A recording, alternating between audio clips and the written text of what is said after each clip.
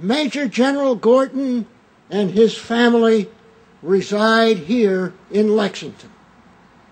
He is married to Linda Gorton, a good-looking lady on my right, who is, as many of you know, a city council member in Lexington, the Urban County Council, and a registered nurse. And so, it's my great honor. Please join me in welcoming our speaker for today, Major General Charles E. Gorton. Thank you.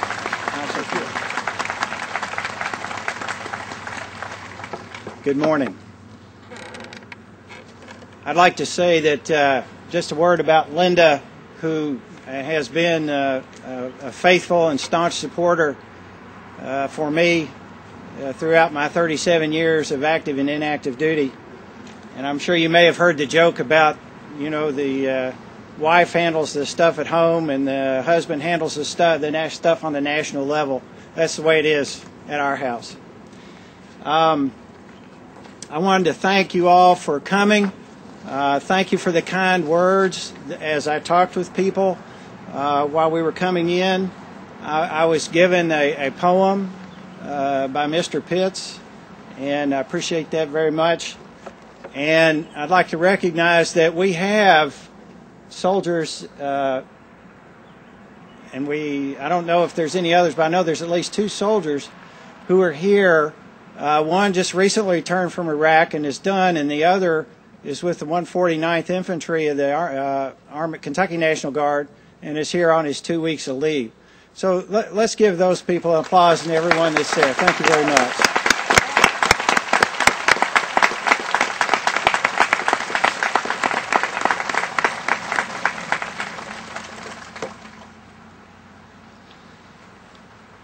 I'm honored to be here as we join our entire nation to remember our fallen warriors from the land and the sea and the air. And thanks to the Bluegrass Military Affairs Coalition, the Lexington Cemetery, and the American Legion Man of War Post number 8 for all your support in putting this ceremony on. Thank you very much. Would you join me in thanking them? As I was getting ready for this, my thoughts went back to Memorial Day of 2003. On that day, my wife Linda and I visited our son in Washington, D.C. At that time, he was a member of the 3rd Infantry, or some people know it as the Old Guard. And we went to Arlington Cemetery. The President of the United States was visiting Arlington that day to lay a wreath at the tomb of the unknown soldier. True confession time, we were really going to see Clay, not the President of the United States. Clay was the radio man for the Presidential Salute Battery. They're the soldiers who fire cannon salutes upon the President's arrival and departure. And Clay was riding in the presidential motorcade and was the one that told the battery when to fire. We arrived at the cemetery early, and we watched the crowd gather. People were excited. It was a beautiful day, much like today. The park rangers were there on horseback, controlling and shaping the crowd and getting it ready. And while we waited, we struck up a conversation with a couple nearby. When asked if they had been here before, been to Arlington before, they said that they had come there every year since 1991, the year their son was buried at Arlington. He was an Army helicopter pilot that was killed during Desert Storm. And that catches your attention right away when you're in a crowd.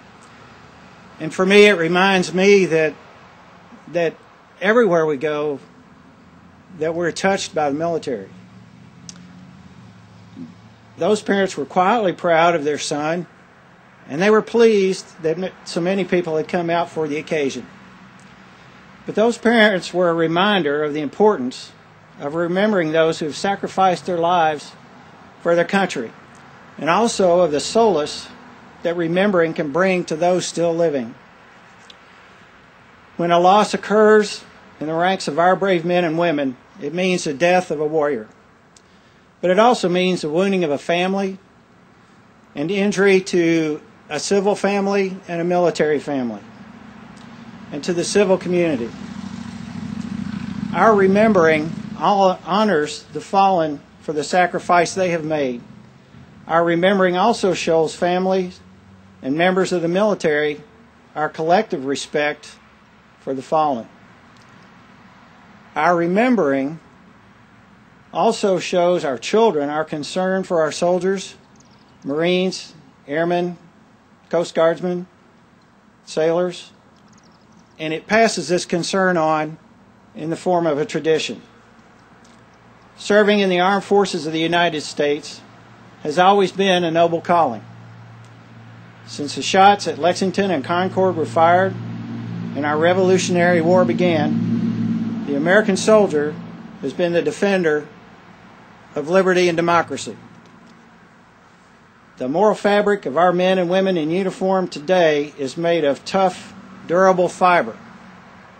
Our combat professionals are an extraordinary group of human beings. Each of them is willing to give their all when they volunteered to serve. So let us pay tribute today to the dead and the living, and not only those that we remember at this national cemetery, or even Arlington, but those who never made it back home, those who were in the sea and lost their lives there. Let us make a personal commitment to do two things in the coming weeks: to visit the grave sites of the fallen and silently thank them for their service, and to reach out and shake the hand of a soldier, a Marine, a sailor, an airman, or a Coast Guardsman. Tell them you understand the depths of their commitment. Tell them you are in awe of their bravery. Tell them simply thanks. In this way, we will take the spirit of Memorial Day beyond the boundaries of just one day in the calendar. Thank you.